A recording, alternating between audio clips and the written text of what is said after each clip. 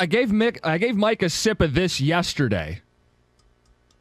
This blue Kool-Aid that I brought into the studio, and he went wild. Guaranteed a Lions win against the Minnesota Vikings this week. Did you see a Viking player has guaranteed a win as well? Did he sip the purple Kool-Aid? He might have. Jalen Reagor, which again, okay, barely on the roster, but he came out and guaranteed a win the other way. Yeah, he says, we're going to win. Reporter then asked him, is that a guarantee? He says, yes. Went on to say it's not a might. Said we're going to win. Emotions heading into this one. It's a big game, Rico. I think this game is the toughest test the Lions have the rest of the way. You got to go to the Jets, but it's Mike White. You play the Panthers, Sam Darnold. You've already beaten the Bears. You've already beaten the Packers. Right. You win this game, it sets up for a 5-0 finish. It sets up for a playoff spot. And I do expect them to beat the Minnesota Vikings. I'm way more invested in this team getting in the playoffs than I am worrying about. So you coming out in the Moses outfit too? Parting the seas? Look, can they beat the Vikings? Yeah, they can. Yeah. Whenever you put too much expectation on this team, history says they can't handle it. Can I give you a stat? And I saw this last night. In the Super Bowl era, 8 teams with an 800 or more win percentage, team like the Vikings, 8 teams like the Vikings have been underdogs to sub-500 teams in Week 14 or later. Those teams like the Vikings, are 0-8 in these meetings. When Vegas sets the spread like this late in the season, they're telling you the Lions are the better team, the Lions are winning this game. And it'd be one thing if it was Vegas and I couldn't figure it out. I see it, though. I see what the Lions have been doing. Okay, you fall into the same trap that Mike does, okay? If Vegas was absolute, we all be rich. But Vegas ain't absolute. Vegas is going to make money regardless of whether the Lions win or the Lions lose. Rico, this is a game the same old Lions lose. And we'll see if Taylor Decker was right, if these aren't the bleeping same old Lions. But over the last 5 weeks, they haven't looked like the same old Lions. This is a game where it goes back to what I said. Which Dan Campbell shows up?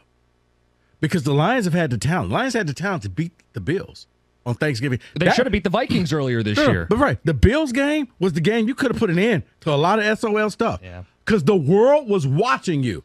And when the pressure was on and the lights were the brightest, Dan threw out that winning streak, Dan. He threw out the safe, smart coach, Dan, and he went back to the old school, I'm 1-6, Dan. Look at this. Watch me go for it. Watch me try these different things.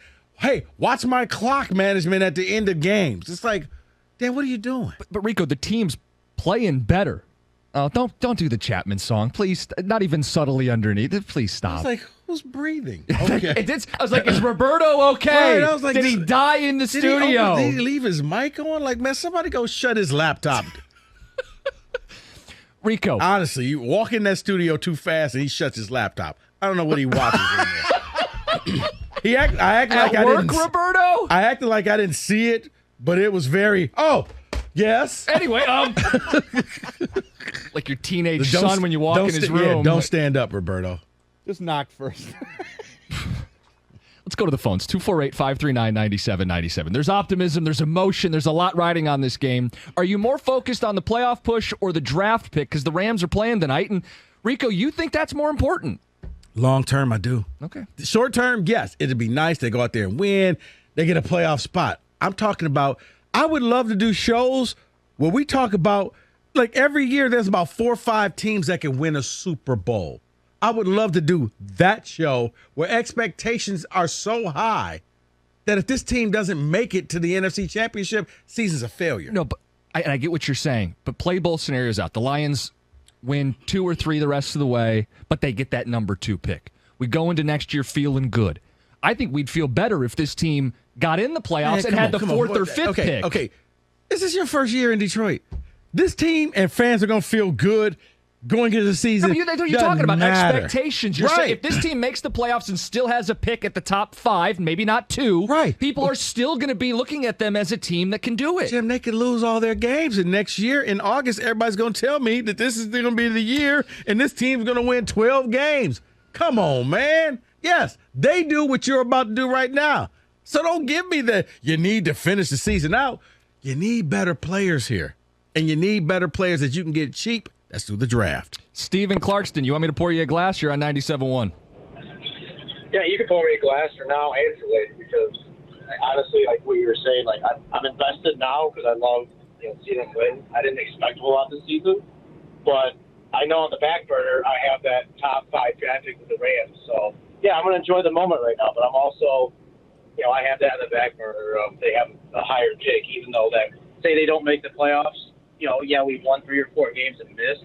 Usually your draft pick would be in the mid-teens, high teens, but now we still have the top 5 picks. We have the best of both worlds, kind of. No, we do, Steve, and they're not tethered to one another, winning versus the draft pick like most years. But I asked the question, which one are you more invested in? Honestly, right now I'm more invested in making the playoffs. Yeah. Because, like I said, you have the back burner of that pick back, so I don't have to worry about that pick. Right. It's only in any other year. Like any other year, I would have to think about, they're wasting their draft picks now by winning. No, not anymore because we have a top 5 pick because the Rams stink. Look, Steve, I appreciate the phone call, man. You can do both. You can make the playoffs. Cookie simply asked me the question. Mm-hmm. If I had to pick one, which one? Mm-hmm. I'm looking long term. And I know we're so desperate in the city, you just take whatever you can get. You don't wait for the next course to come on the meal.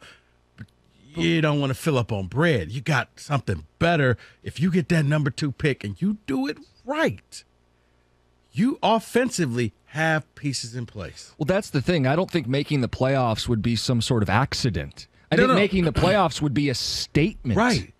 You can make the playoffs, but if you get the number 2 pick correct, and let's just say you get the number 2 pick, mm-hmm. you get that correct.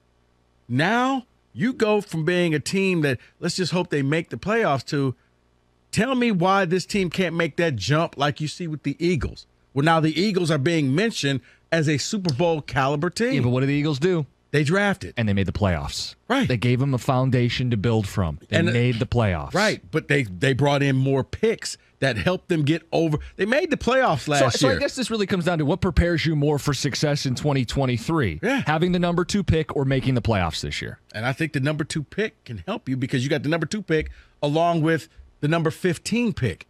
And then I think, was it 5 picks in the top 60? Something like that, yeah. Yeah.